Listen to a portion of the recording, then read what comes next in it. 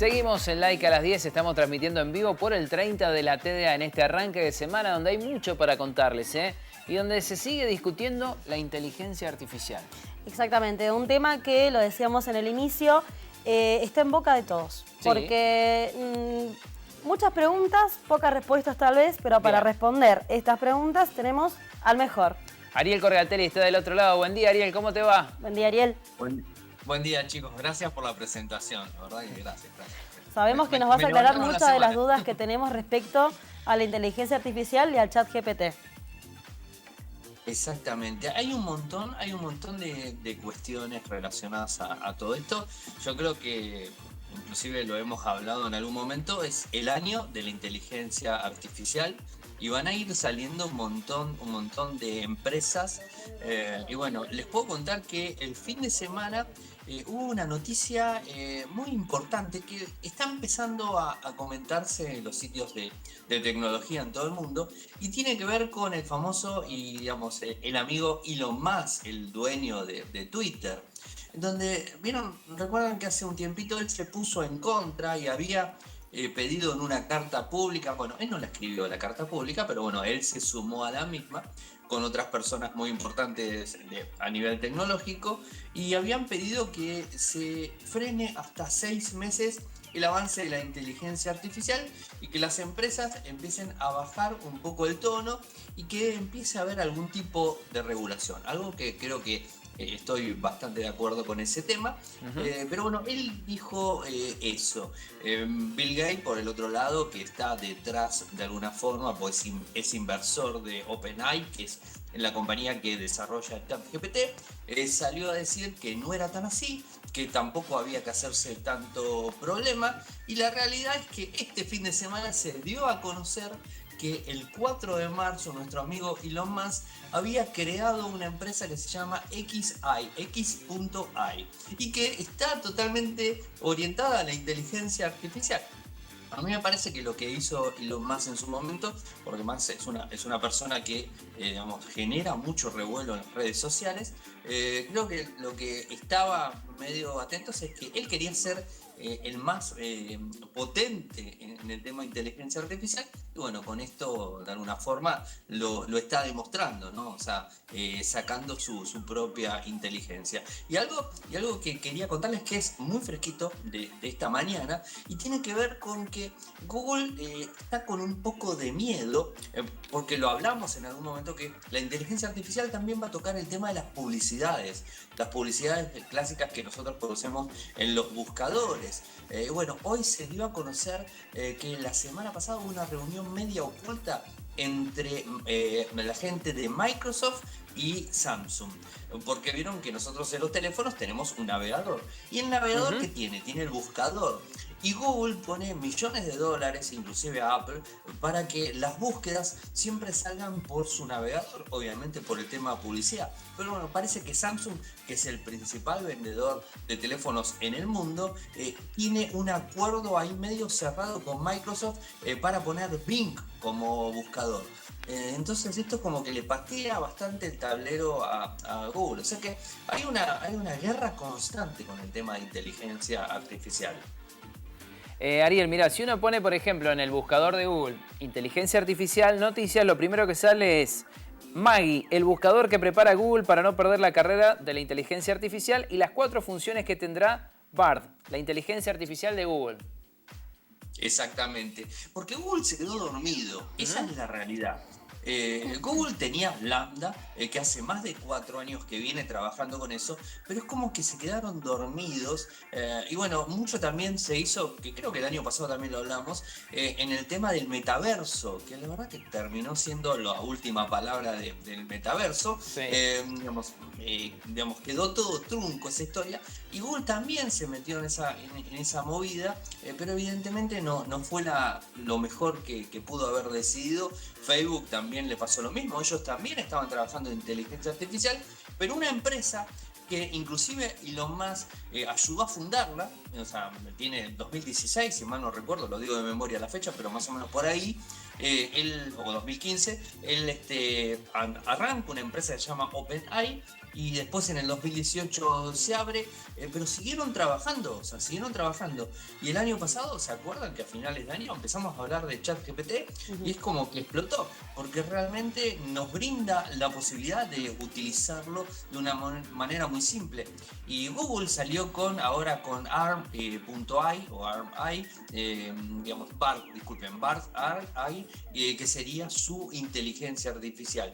Pero la realidad es que no está a la altura. O sea, esa es la realidad, ¿no? ChatGPT mejoró y muchísimo y sigue avanzando de forma constante, ¿no? Y Microsoft es su principal sponsor, por así decirlo, y le pone más dinero. Ariel, ¿cuáles son los potenciales riesgos de utilizar estas tecnologías?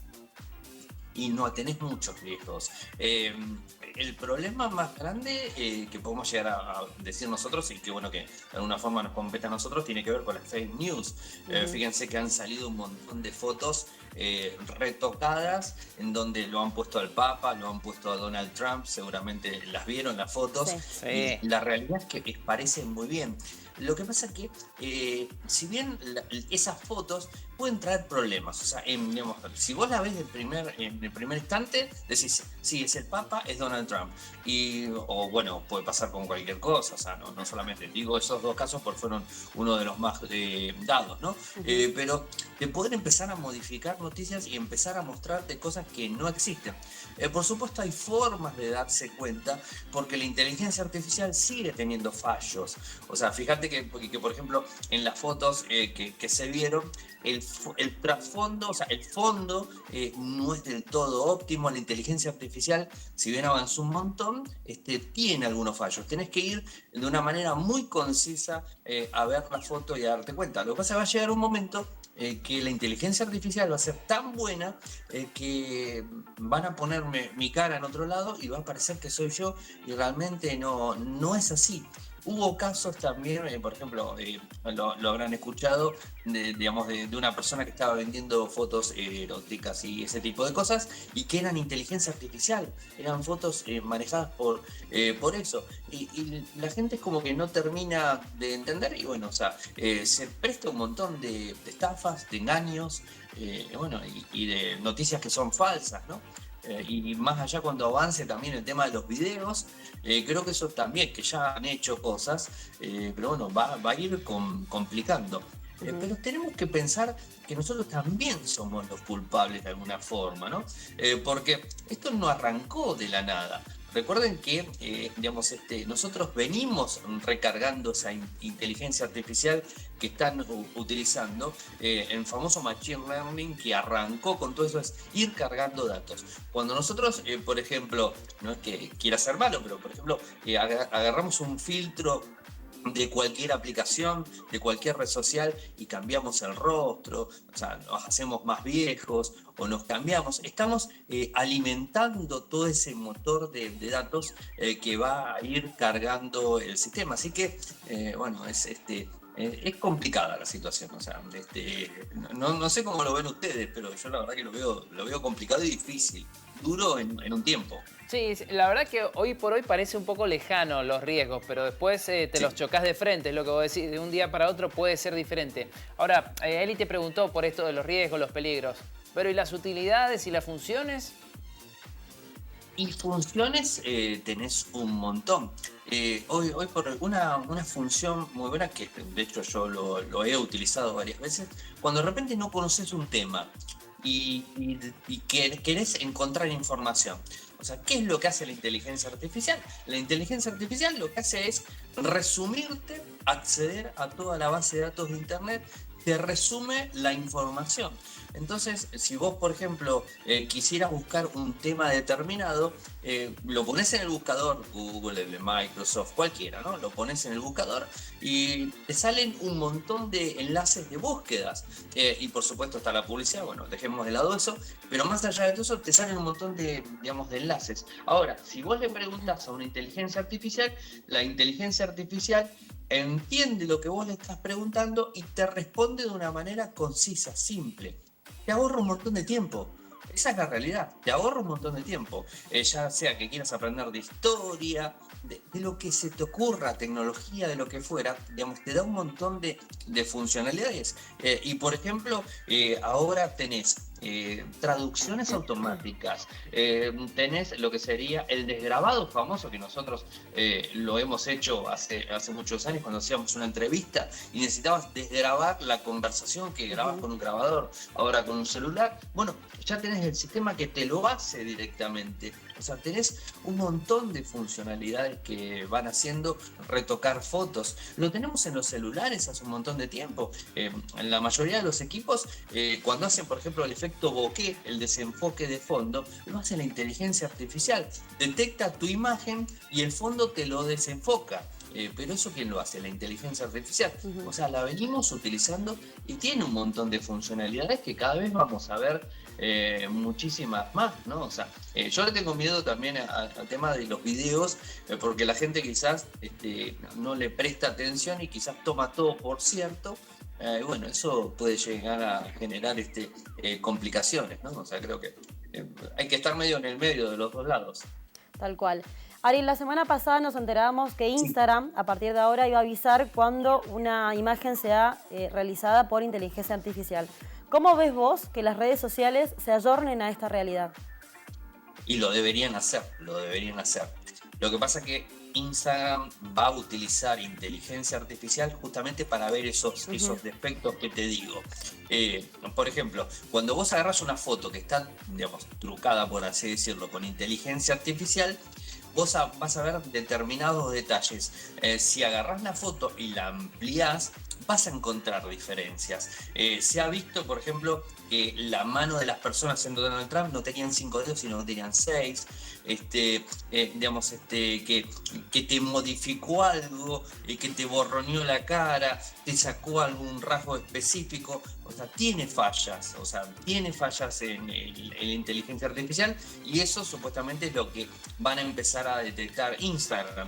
Lo que pasa es que a mí me parece que va a ser una carrera, porque la medida que Instagram o bueno, cualquier red empiece a detectar este tipo de cosas, la inteligencia artificial también se va a retroalimentar para tratar de saltear ese tipo de pruebas.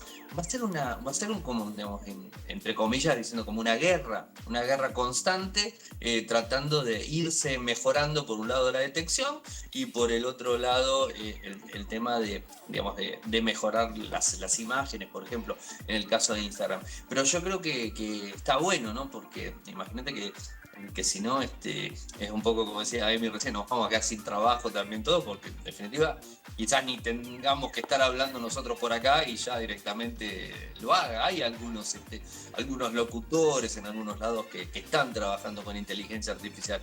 Algunos medios en México y en España vi que ya tienen un columnista, por así decirlo, de inteligencia artificial. O sea, intangible obviamente, pero bueno, está, así que el futuro es medio complicado, lo veo yo. Yo no sé cómo lo ven ustedes, ¿no? Pero yo lo veo un poco complicado. Inclusive para los desarrolladores, creo que lo hablé el otro día.